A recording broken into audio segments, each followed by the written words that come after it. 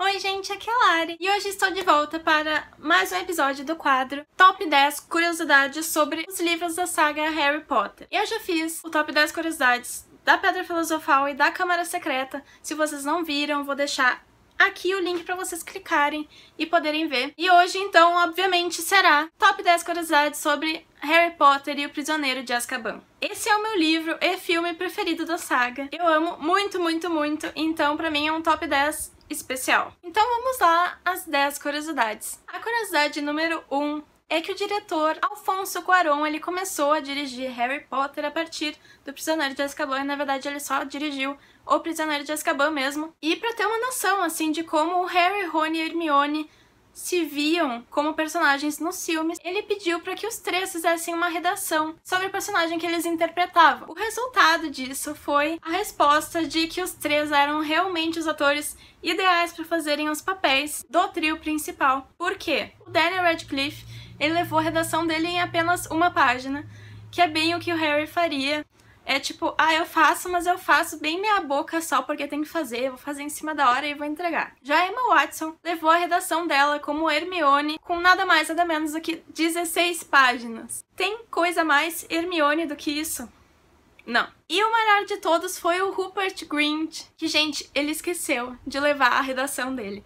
Então isso é uma coisa completamente que o Rony faria. A curiosidade número 2 ainda é a ver com o nosso diretor, Alfonso Cuarón, que ele, como eu disse, ele entrou modificando algumas coisas. E uma das coisas que ele modificou, que vocês podem reparar, que mudou bastante do segundo pro terceiro filme, foi que os personagens começaram a usar roupas mais trouxas. Antes eles usavam aquele uniformezinho preto que ia até o chão. Já no terceiro filme eles começaram a usar umas roupas que eu, quando eu era criança, eu sinceramente tinha odiado, porque eu amava os uniformes deles. E ver a Hermione usando aquele casaquinho rosa, devolve esse uniforme pra ela que tava melhor. Mas, no final das contas, assim, depois de mais velha, eu entendi qual foi a intenção dele e eu achei que foi legal, assim, nos filmes. É que ele queria deixar os personagens com um pouco mais da personalidade deles do que só o uniforme.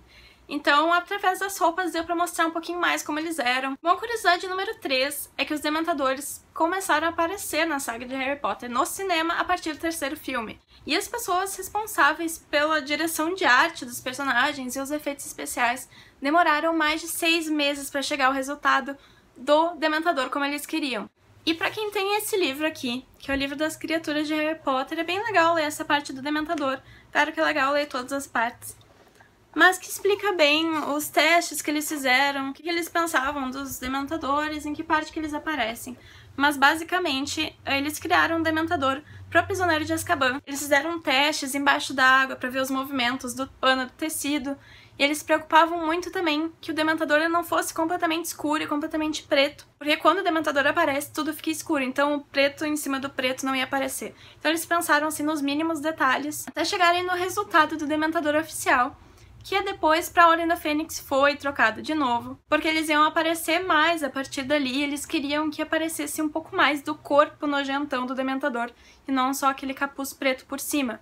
Então eles deixaram as costelas, os ossos mais de fora, e o crânio também um pouco mais aparecendo. Já a curiosidade número 4 é relativa ao Noitibus andante, porque a gente vê o filme e a gente fica se perguntando por que aquele ônibus roxo apareceu do nada quando o Harry tava precisando lá, que ele tava vendo o Sinistro, e tava preocupadíssimo. E na verdade o Noitibus apareceu porque quando um bruxo está perdido e ele levanta a varinha até a altura da cabeça, o Noitibus aparece. É o sinal que se faz para chamar o Noitibus andante. E vocês sabem aquela cabeça que fica balançando no ônibus? Ela não existe nos livros. Aquela cabeça falante que fica gritando no meio do ônibus, aquela confusão. Eu achei muito legal o jeito que eles criaram pro Noitibus andante. Assim, eu achei genial. Aquelas camas andando de um lado pro outro, aquela cabeça gritando e o ônibus aperta e volta. Gente, eu achei demais o Noitibus andante. É uma das minhas cenas preferidas de todo o filme. Bom, a curiosidade número 5 eu já falei mais ou menos parecida nas top 10 curiosidades sobre toda a saga de Harry Potter. E é referente ao Bichento.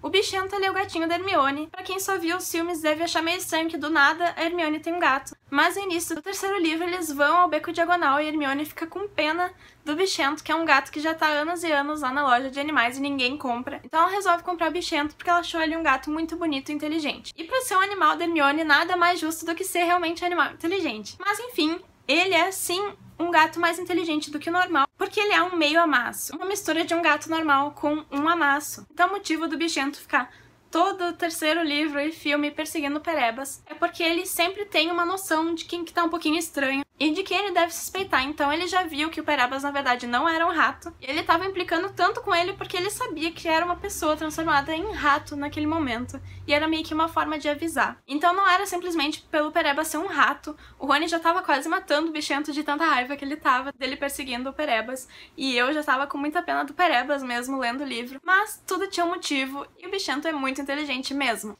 Além disso, foi ele que pegou os bilhetinhos perdidos do Neville quando ele precisava anotar a senha da casa comunal da Grifinória pra entrar. Ele que levou os bilhetinhos pro Sirius pra ele poder entrar na casa comunal. O que já nos leva pra curiosidade número 6, que é em relação ao Sirius ter entrado na casa comunal da Grifinória. Sim, ele entra na casa comunal, apesar de não aparecer exatamente no filme. Ele entra com a ajuda do Bichento, que levou a senha, e quem tava lá protegendo era o quadro da Mulher Gorda, como sempre, ela não queria deixar o Sirius entrar. E daí ele atacou ela, então a Mulher Gorda ela não quis mais ficar no quadro protegendo a casa comunal, e ela, tipo, sumiu.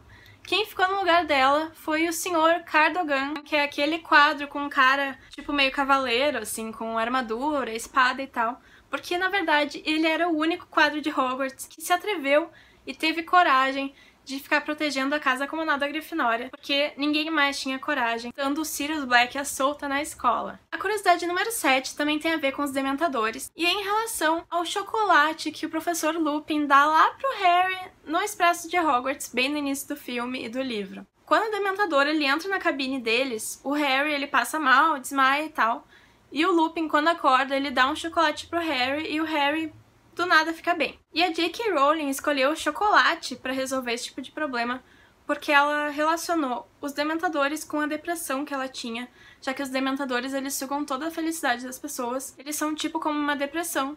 E o chocolate é conhecido como uma coisa que deixa as pessoas alegres, que libera endorfina e tudo mais. Então, o chocolate ajuda a depressão, teoricamente, e o chocolate também ajuda a curar os sintomas causados pelos Dementadores. A curiosidade número 8 é em relação ao tamanho do Hagrid, que talvez alguns de vocês saibam, mas para conseguir gravar as cenas do Hagrid na cabana com o trio, eles tinham que gravar 2 cenas diferentes, uma do Hagrid numa cabana menor, para ele dar a impressão de que ele era maior, e a câmera sempre de baixo para cima para dar a impressão de que ele é realmente gigante, e como se fosse da visão do trio para ele, e a outra cena era de uma câmera de cima para baixo, como se eles fossem pequenininhos e estivessem sido vistos pelo Hagrid, e a cabana era bem maior para dar a impressão de que eles eram pequenininhos. E então tem uma das cenas que o Hagrid ele tem que pegar o Malfoy lá quando o hipogrifo ataca ele e tudo mais, então ele tem que pegar o Malfoy no colo, e pra dar aquela impressão de que o Hagrid é tão maior, eles tiveram que fazer um boneco 30% menor do que o tamanho original do Malfoy pro Hagrid carregar e depois fazer todas as montagens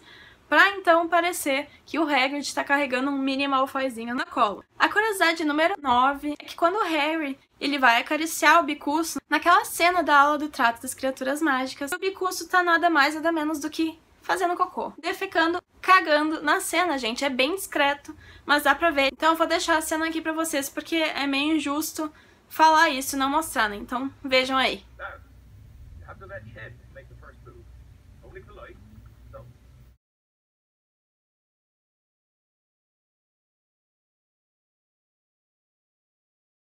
Então a última curiosidade, curiosidade número 10, é em relação aos créditos finais do filme, aquela parte que fica aparecendo o mapa do Maroto com os nomes. Tem uma hora que aparecem 4 pezinhos suspeitos, gente.